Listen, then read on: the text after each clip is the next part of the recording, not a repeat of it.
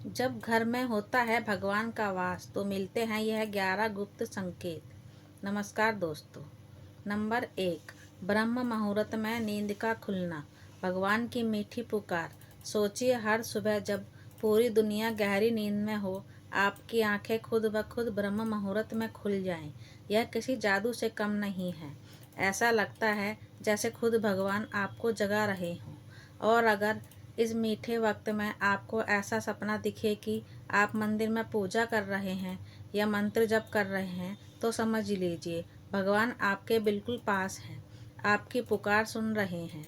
यह सच में बहुत ही शुभ संकेत है। नंबर 2, दिव्य ध्वनियों का सुनाई देना। कानों में घुलती रूहानी आवाज़ें। कभी कभी ऐसा होता है कि सुबह सुबह, खासकर ब्रह्म मुहूर्त में, अचानक से आपको शंख की पवित्र आवाज़ सुनाई दे, या कोई मंत्र कानों में गूंजता हुआ लगे, या फिर दूर से मंदिरों की घंटियों की मधुर धुन आए और आसपास देखने पर पता चले कि ऐसा कुछ भी नहीं है, तो समझ मानिए यह आपके कानों का नहीं बल्कि आपकी आत्मा को सुनाई दे रही आवाज़ें हैं।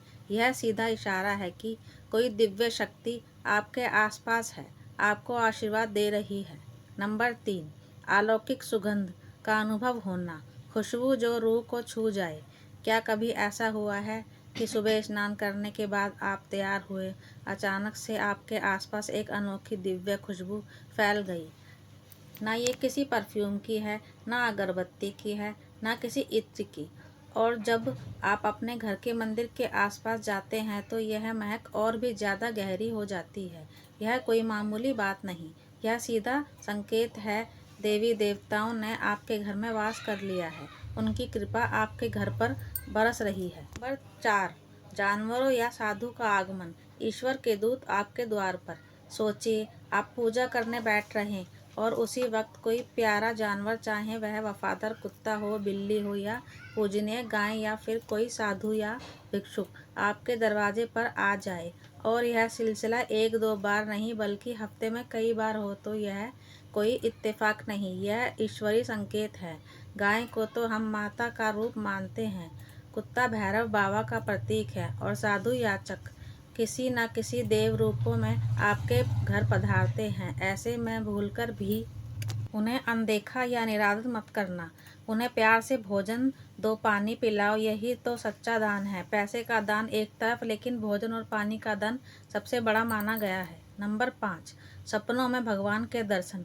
जब सपने में मिलते हैं भगवान, अगर आपको बार बार सपने में मंदिर दिखते हैं या भगवान की मूर्तियां, तस्वीरें दिखती हैं, तो यह इस बात का इशारा है कि कोई देवीय शक्ति आप पर कृपा दृष्टि रखे हुए है। कभी कभी हम किसी बड़े फैसले की ओर बढ़ रहे होते हैं और अचानक से कुछ ऐसा होता है कि हम रुक जाते हैं। यह भी एक तरह का संकेत है कि ईश्वर आपको किसी बड़ी गलती से बचा रहे हैं, उनकी कृपा आप पर बरस रही है।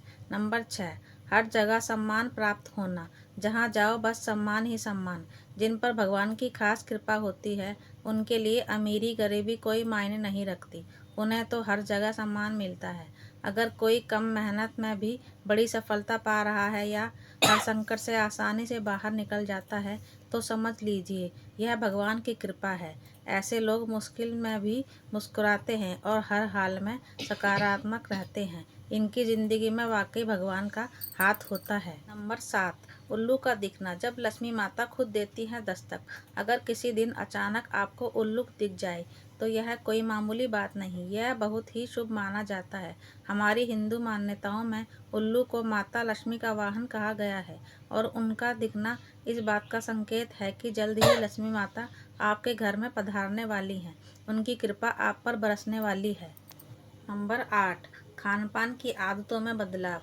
जब पेट नहीं, आत्मा तृप्त होती है। जब माँ लक्ष्मी का वास किसी घर में होता है तो वहाँ के लोगों की खाने पीने की आदतें अपने आप बदलने लगती हैं। उन्हें ज़्यादा खाने की इच्छा नहीं होती, बल्कि थोड़े से भोजन में ही उन्हें संतोष मिल जाता है। और इससे भी बड़ी बात, वह नशे और मांसाहार से दूर हो जाते हैं। यह बदलाव सिर्फ शरीर में नहीं, आत्मा में भी आता है। नंबर 9, सपनों में झरने और पहाड़ों का दिखना। किस्मत के दरवाजे खुल रहे हैं। अगर आपको सपने में ऊंचे पहाड़ दिखें और उनके कोई खूबसूरत झरना बहता हुआ दिखे और आप उसका पानी पी लें तो समझ लीजिए आपकी किस्मत अब आपका पूरा साथ देने वाली है। यह आने वाली तरक्की के संकेत हैं। और अगर आज आपकी पढ़ाई आपके घर परिवार का सहारा बन रही है तो यह कोई छोटी बात नहीं, यह ऊपर वाले की मेहर है। वरना पढ़े लिखे लोग भी अक्सर भटक जाते हैं। जिसकी सेहत अच्छी रहती है वह भी भगवान का खास बंदा होता है।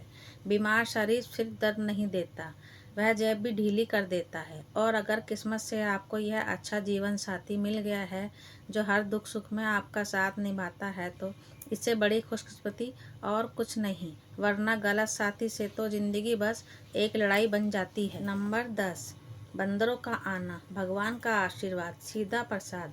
पूजा करने के बाद अगर आपके घर के बाहर बंदरों का झुंड दिख जाए तो यह सीधा भगवान की कृपा का संकेत है। इन बंदरों को प्यार से भोजन खिलाना चाहिए क्योंकि यह आपकी पूजा के सफल होने का इशारा है। नंबर 11, नीलकंठ पक्षी का दिखना। जब भगवान सुनते हैं आपकी हर पुकार, अगर लगातार 3 दिन तक घर के बाहर जाते वक्त आपको नीलकंठ पक्षी दिख जाए तो समझ लीजिए भगवान ने आपकी सुन ली है।